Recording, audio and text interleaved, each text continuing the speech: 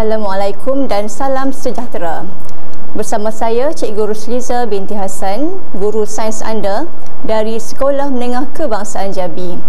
Hari ini kita akan masuk bab baru iaitu bab 9, cuaca angkasa lepas.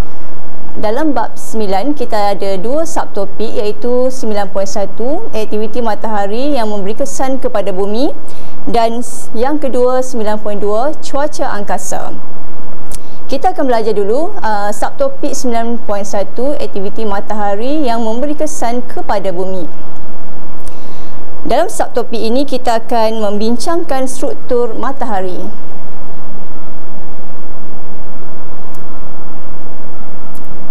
Okey. Matahari merupakan sebuah bintang. Berbola gas berkomposisi 71% hidrogen, 27% helium dan 2% unsur lain.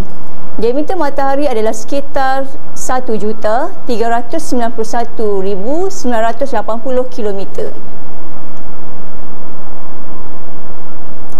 Jisim matahari adalah sekitar 300,000 kali lebih berat daripada jisim bumi. Jarak purata matahari dari bumi ialah 149,680,000 km.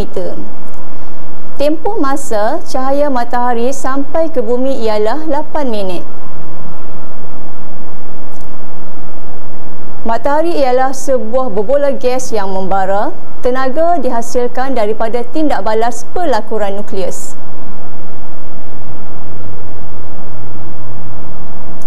Tindak balas pelakuran nukleus ini berlaku sepanjang masa dan membebaskan tenaga cahaya dan juga tenaga haba. Suhu di teras ialah 25 juta darjah Celsius.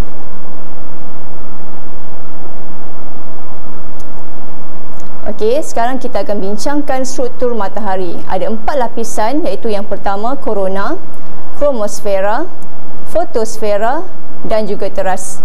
Dan ada 2 zon iaitu zon radiasi dan juga zon perolakan.